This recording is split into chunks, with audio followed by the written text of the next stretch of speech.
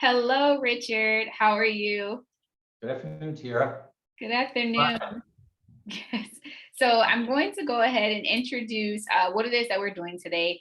Right now, we're going to be reviewing the Winning Now, Winning Later book. And this review is going to be guided based upon a series of questions that people tend to ask when reviewing this book. So I'm going to go ahead and open the floor up to you to kind of introduce yourself. Yes, my name is Richard Van Belsen. I'm founder and managing director of North Point Business Advisors. We're a strategic consulting company that work with a lot of industrial and other companies to help them achieve growth that they wouldn't normally be able to do through their own wherewithal, just in terms of strategy and tools and techniques that we have from many companies and many practices. Awesome. Well, thank you so much for sharing that about yourself, but also about North Point as well. So I'm going to go ahead and dive right into this book. I have heard you talk about winning now, winning later so many times. So I guess like my first question that I'll ask you is, how many times have you read this book? Well, the it's an interesting background because David Cote does not have a lot of the fanfare that you normally associate it with, like a Jack Welch or a Bill Gates or Elon Musk. So every month I kind of pulse for business books that are out because I tend to read a couple of books a month. And I identified this book and I said, geez, I've got to read it. So I bought it, did a skim of it. And then I read it really twice. And then what I really enjoyed doing was listening to it in the audio version, moderated by David Cote. And to hear his inflection and his, unique speak and approach to things was very illuminating and really helped balance it out. But yes, I've read it quite a few times and have copious notes on it and a lot of pencil underlines that are very important to the book. Awesome. Well, thank you for that. And then I know that you've read the book a lot. I know you speak very highly of it. Would you recommend this book to others? And if so, why? Yeah, absolutely. I would recommend it. It's an interesting insight into probably one of the greatest leaders in my lifetime of an industrial company. Industrial companies are hard to lead. This is a gentleman that led a company for 15 years and really through a lot of determination, a lot of capability, made Honeywell a great performer, one that its market value increased 6x during those 15 years. So it's really a tremendous insight into somebody like him. And I think it's a great insight into somebody that's, like, say, just a manager. I mean, somebody could be 30, 32 years old, positioned in the company, beginning to make their move up. You really want to understand, even though some of these things aren't asked for by your company, to really see what a leader is doing. These are things that he accumulated over probably 25 years at GE. Many of those years probably as a general manager. Then he went on to TRW for a year or two, and then took the lead at Honeywell. But it really is a kind of prescriptive process of things that he applies that gives you insight into some of the tools. And when you read it, you'll certainly see that these aren't so complicated that the average person can't do them. I mean, the key is really the discipline, sticking with it, doing it, being in the moment and really working like David Cote did. Awesome. Well, thank you so much for that. So then my next question is, in a conversation with me, I've heard you mention that every CEO or aspiring CEO should read this book. Why is that? Well, one of the interesting piece of information is I talk to CEOs. A lot of them say, geez, I wish I had this book early in my career or as I was becoming the CEO, because there's so many insights. In some of his references in the book, the former CEO of Pepsi-Cola, not an industrial company in terms of B2B, but a consumer products company. She felt that it would have tremendous value and she wished she had it earlier. The key to this book is that it's winning now, winning later. And if you were to look at the performance of many companies, if you look at what people tell you about companies, things that I observe in companies, is that everybody is pretty much in, and it seems to be in the winning now. And my perspective of Honeywell during his tenure there would have been that it was more of a winning now culture. And really what you find is that he really balanced things out. And one of the interesting terms that he brings up is short-termism. And short-termism is the thought of is going all in on the day, the quarter, and just making the quarterly numbers. And he really goes to the contrary. He gives you a prescriptive that says, you've got to do a number of things really well, but you've got to make success out of the short term and reinvest in the long term. And he does it in a number of ways. I mean, one of the interesting things that David Cote did is he really laid a good foundation. So as I said before, in 25 years of his career with a big industrial player like GE, he learned a lot, came up the finance route. Very, very smart, very strong-willed individual, but he learned a lot of metrics, okay? And so he laid a foundation in terms of the metrics that he was looking for, in terms of performance. He put programs in place in terms of what he needed to do. He looked at talent. He makes a statement in there that, HR is really too important to just leave with HR. Now, he doesn't go out there to say that HR is not valuable. It is, but he said that he needed to own it. And leaders need to own HR, and they need to operate like they're an HR person in their body when they're progressing in their company and leading their company.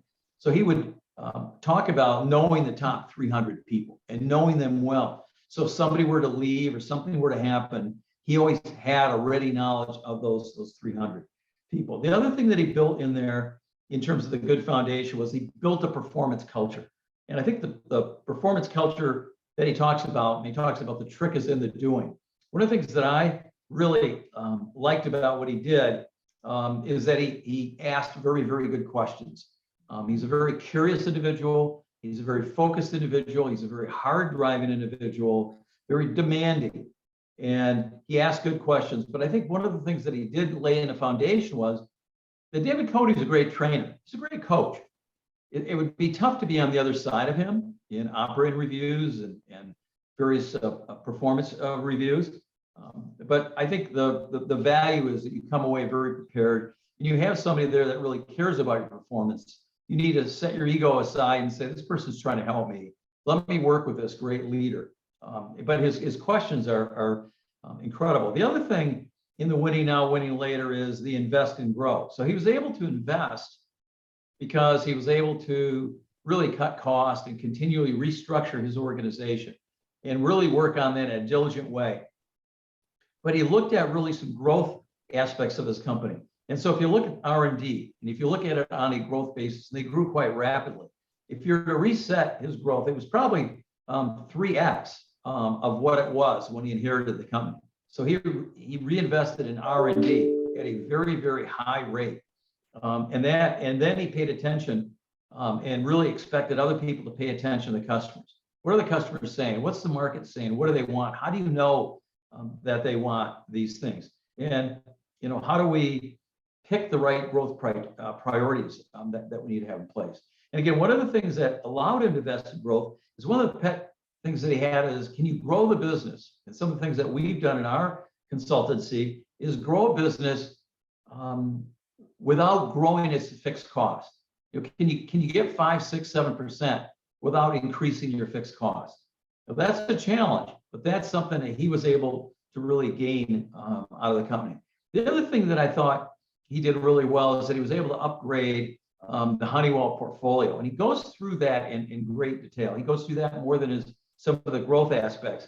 But he talks about the M&A function and the characteristics of an M function. If you're acquiring something, it's got to be accretive in 2 years. It's got to have an internal rate of return of 10%. It's got to have a return on investment by the 5th year.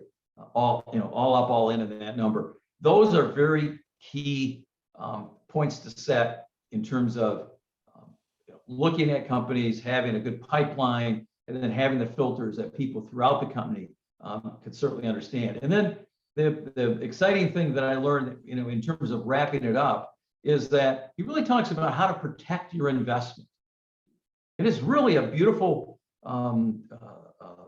discussion. It's an incredible discussion about preparing for recessions, about talking about leading the company. A very interesting site. He led the company during the Great Recession.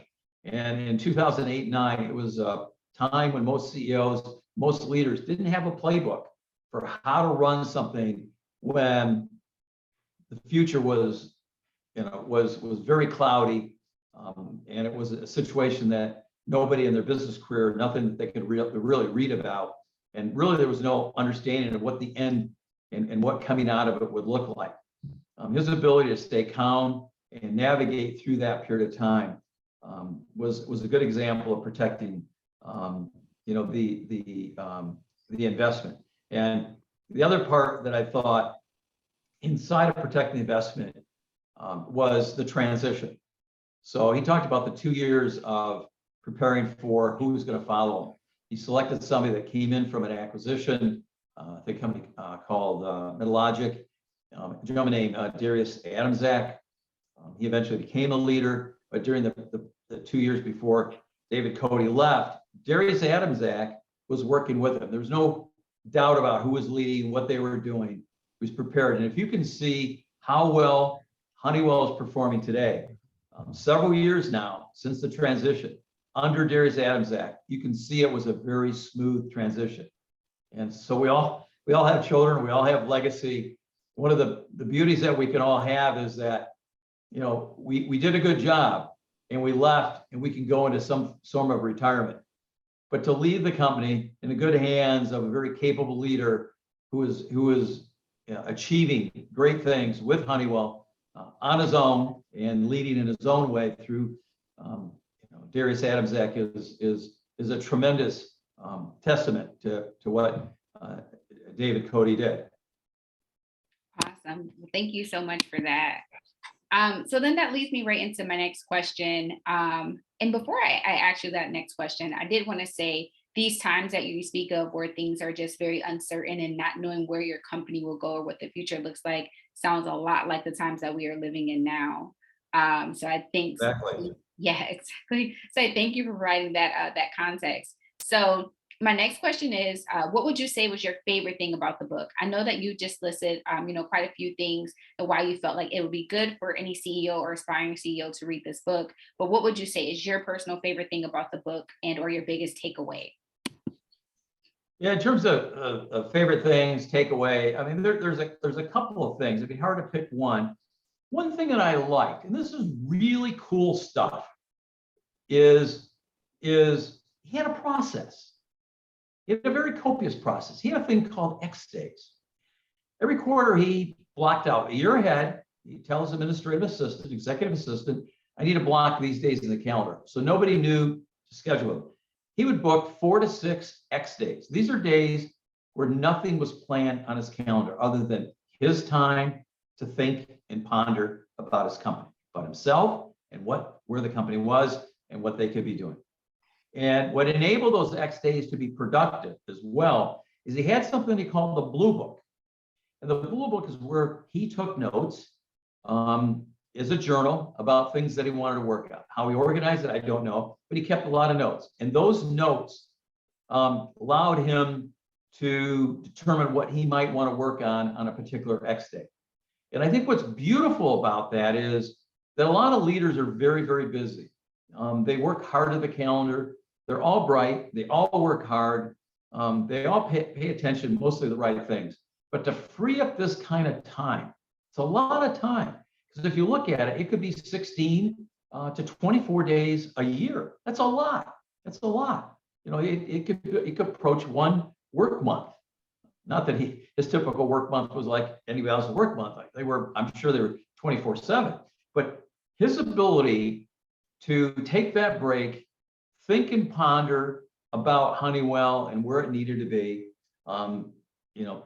winning now, winning later, working on what he needed to do, staying ahead of it, I think is just tremendous. And the other thing inside of that is I think it gave him a balance. I like to play a lot of tennis. And when people coach me, they say, you got to keep your balance. You got to keep your feet. You can't lean this way or lean that way. You got to keep your feet. You got to be in balance. And I always had a sense in reading this book and listening to it is that David Cote had balance. He had balance in terms of how he managed, how he was in control of his information in his organization. He was prepared. He knew what to do. I mean, he would be, he's very upfront with, yes, he made mistakes. He made a lot of mistakes. He made some mistakes he wish he didn't make. But if you look at the results, you kind of forget about those, right? It's just like, somebody that's a great ice skater or somebody's a great football player like a Tom Brady. You forget about those. Just for, you think about the Super Bowls and things that they've won. So, his process, the X days, the business, the blue book, his balance, his relentless drive. The other thing that is just interesting is absolutely gripping. And most people put this at the beginning of the book.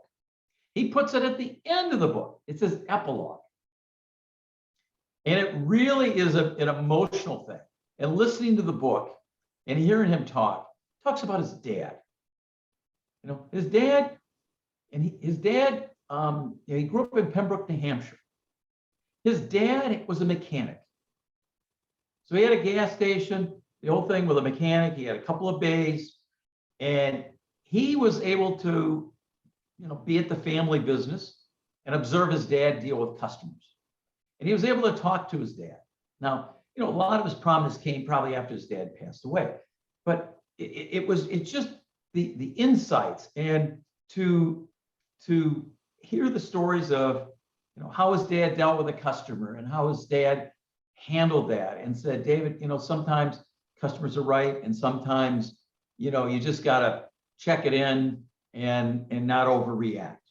And then you go to Dave Cote and his origin story around his dad, and around the fact that he started late because he was going to do a little bit of work in the family business. And then he asked to get back into University of New Hampshire. And he finally got in. And then he got called in and said, you're a problem. You're a troublemaker. Everywhere you go, there's problems. You make a mess out of things. You need to get out of here. Okay. So he gets out, he gets a fishing boat. They go off somewhere in Maine. They want to do some fishing. Right. And he gets to a point where he thinks he needs to go back to study a little bit. He's probably 23 years old at the time. He gets married. He has a baby. They live in this apartment. There's no heat in there. His wife is basically saying, I can't work. You're going to have to. And he's looking through his budget and saying that he's spending more money than he's making.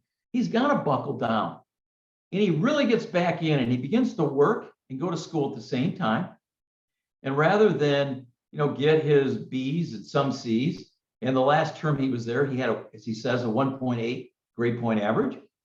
He was able to get all A's. He was able to be a 4.0, and he was able. So the beauty of all this background is, all of us think that a CEO of the magnitude of David Cote and the performance that he drove just came the easy way. It didn't come from hard knocks, and it's a combination of things. And it says to anybody, you can leverage your past, you can work hard in the present, you can drive the future. And if you do that, and follow some of his principles, which are certainly straight up if you read it and think through it, you can win now and you can win later. Awesome. Thank you so much for that, Richard. And it sounds like there's a lot of different background and context in the actual reading, where it shares a lot about his personal life and how this has contributed to his success as being, CEO of Honeywell. So I thank you so much for that. Definitely sounds like a great read. And then I guess that just leads me to my last question. How is this book in comparisons to others that you've read? How would you say that it is unique? I think what makes it unique is you have an extraordinary leader who's had as much performance of an industrial company, giving you a great window into what he did and how he did it, and gives you pretty much a cookbook of things that you can follow in your own organization, in whatever endeavor you might have.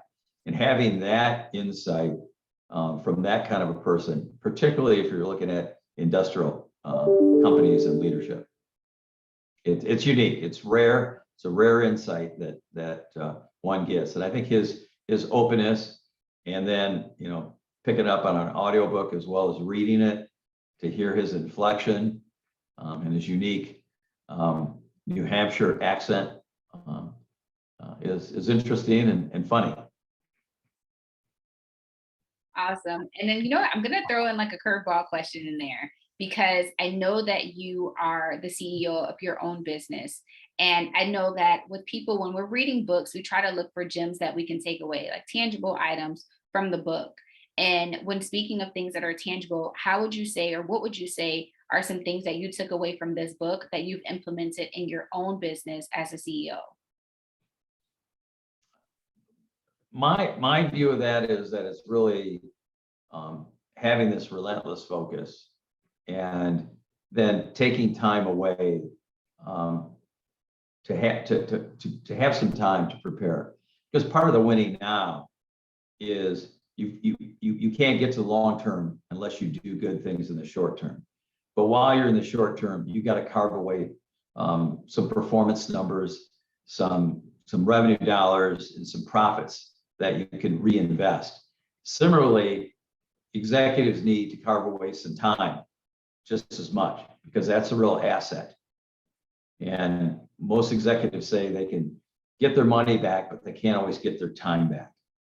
And so being able to carve out the time and be disciplined about the time that you have. It's like going to the gym. It's not easy. It may be cold some mornings, you may be tired, but it's that kind of a discipline. It's carving out the time. And a lot of us, and I need to do more, carve out more time to reflect and think and to have my own blue book of ideas. And I do. I've been doing a little bit more of that since I first read the book 18 months ago. Awesome. Well, thank you so much for that. I think that that's Thank you. helpful. Yeah, that's very helpful. And I will say, like, even for myself, being a student, I think the importance of like carving out time. So just that you're able to reflect on things. I think that that is very essential. So I thank you so much for answering these questions, especially the last curveball that I threw your way. I think that you have a really great background and a lot of good insight to share with others. So I hope that people really enjoyed this guided book review. So thank you so much for your time, Richard. Thank you again, Tara. Appreciate it. Thank you.